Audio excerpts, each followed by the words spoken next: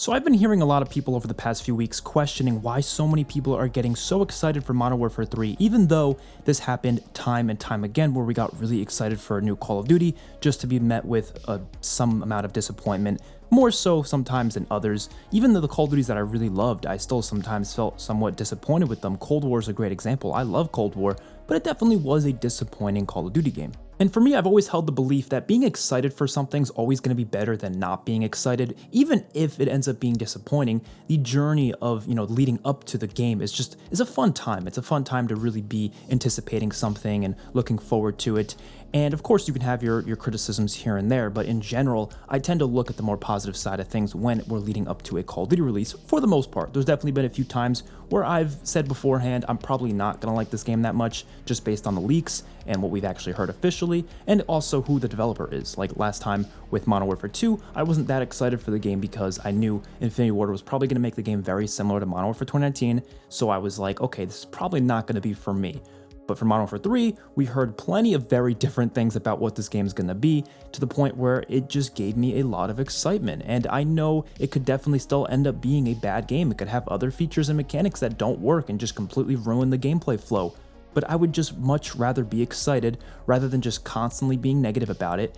And it's not going to really change how I feel about the game when it actually comes out. Like, whether or not I'm disappointed does not really change my feelings on it. You guys know Black Ops 4 and Cold War, some of my favorite Call of Duties ever, but both of those games were very disappointing for me, and I still loved them, so I don't think it necessarily impacts my whole experience nearly as much as I feel like people say it does. And so for this video, I just wanted to go through each mode and just list off why I'm excited for this mode. And of course, we don't know everything about these modes just based on what we've heard so far. Call of Duty Next is just in a few days, and I'm very excited for that. Of course, I will be live streaming it. So let's just start off talking about campaign, which I don't really have much to say about campaign because it's always the part of the Call of Duty game that I'm least excited for, just because, it's just a 4 to 5 hour story that's going to be really cool, don't get me wrong, I really do enjoy their campaigns, but it's not going to give me the replay value that a multiplayer or a zombies or Warzone could provide for the entire life cycle. This is just going to be something I play literally within the first 3 days when it drops. I'm going to just, nail out the campaign as fast as I can, and then I'm probably never going to play it again unless maybe I feel like playing it again down the road, but chances are I'm not going to play it again during its life cycle. So that mode's just not really going to affect my enjoyment of this game that much, but I'm still looking forward to it, and I'm sure it's going to have the same quality and consistency as Modern Warfare 2 2022 did, which I did enjoy that campaign. I know a lot of people have their criticisms with it, but I enjoyed it for the most part. I think this is probably going to be a similar deal where it's going to be a pretty solid campaign. Is it going to be one of the best campaigns ever?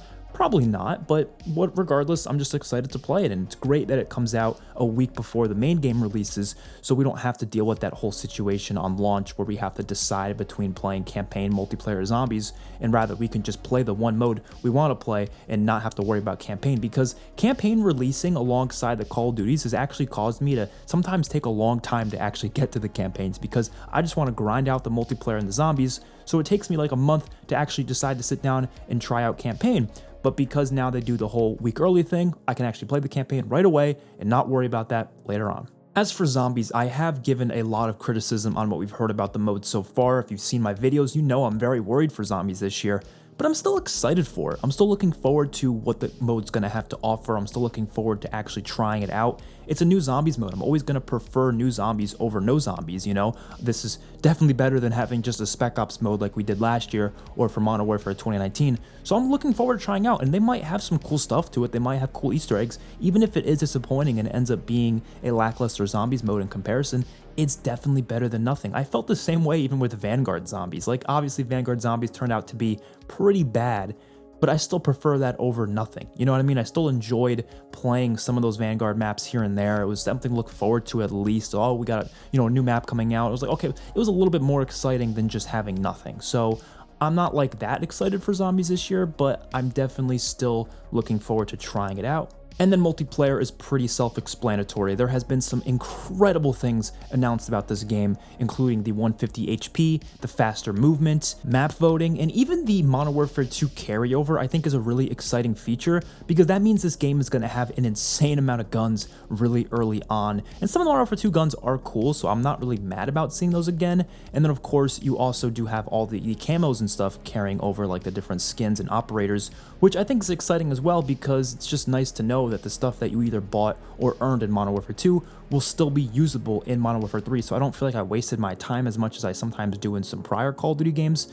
And I'm looking forward to all the other stuff they add to this game in terms of like the mastery camos and hopefully some free to earn cosmetics. I don't know how many there'll be, but hopefully they'll give us a decent amount of those, at least through like events and such. I'm honestly mostly looking forward to the DLC season for this game because I am a bit disappointed that we're only going to be getting remakes for launch. I've talked about this in a prior video, but I really wish they kind of like mixed it up with half new maps, half old maps for launch, and then half and half for DLC, but it sounds like they're just going to be doing, of course, the 16 Modern Warfare 2 maps for launch, and then we're going to get some new maps later on. But they already announced we're going to get 6 new maps just within the first 2 seasons, which is a decent amount when it comes to 6v6. We usually don't get that many in the first 2 seasons, so I'm looking forward to that. Definitely, I want to see what new maps Sledgehammer can create, because I do think Sledgehammer makes some pretty good maps. Vanguard has a solid map selection. World War II was a bit more iffy, but they still had some solid maps there as well. Advanced Warfare, very different types of maps, obviously, but they still did have decent maps there, so I'm really looking forward to seeing what they're able to do here. And so in general, I think this is going to end up being a solid multiplayer experience. I don't think it's going to be like a top 5 or anything, but even if it's just within like the top 10, that's good enough for me personally. And when it comes to Warzone, I'm not like that excited for the Warzone content, but I'm definitely more excited than I was for like seasons 1, 2, and 3 of Modern Warfare 2 because they're actually making some good changes to Warzone. For example, they did the big time to kill change with season 4 of Modern Warfare 2, where now the time to kill is actually a bit slower, so it's actually making for a lot better gameplay in Warzone.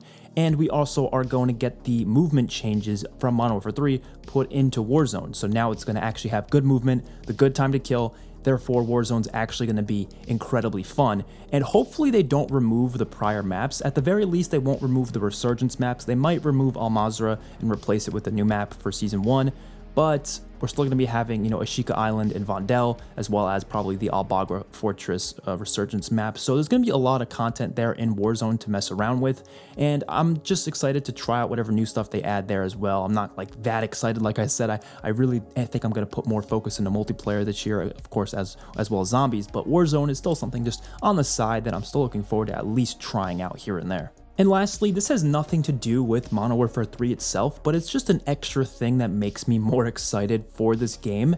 And it's the fact that the next game after Modern Warfare 3 is going to finally be Treyarch's next game, and then directly after that we're going to be getting another game very similar to Treyarch's games, most likely because the rumors are that it's going to be kind of like the same thing that Modern Warfare 3 is doing with Modern Warfare 2, where it's going to be a game that carries over the content from COD 2024 into COD 2025, and it's apparently going to have the Black Ops 2 maps remastered. So that's going to be 2 more Call of Duties in a row directly after Modern Warfare 3. There are likely to be decent Call of Duties if it's going to be anything like Treyarch's normal, gameplay design. That's awesome to think about, right? It just gets me more excited for the Call of Duty franchise in general. When I was playing Vanguard, I was definitely not as excited because I also knew, okay, the next Call of Duty is going to be Infinity Ward's Modern Warfare 2, which I already knew ahead of time I was probably not going to like that much. So that's 2 Call of Duties in a row where I was like, ooh, this doesn't sound too good. And then we learned that Treyarch's game was getting delayed until 2024. And then I was like, oh my God, 3 Call of Duties in a row that I'm not going to care about. Of course, originally I assumed that this game that was going to happen in 2023, if there was going to be a game whatsoever, I assumed it wasn't going to be anything great. But Sledgehammer surprised me, and everything they've announced so far has been really positive. But of course, I have to try out the game for myself. I can't give that full opinion until I've tried out, and I'm very excited to do that for the beta this weekend, which of course I will be playing, I will be streaming and making tons of videos on. So let me know your guys' thoughts in the comment section down below. I will see you all on the next one. Peace out.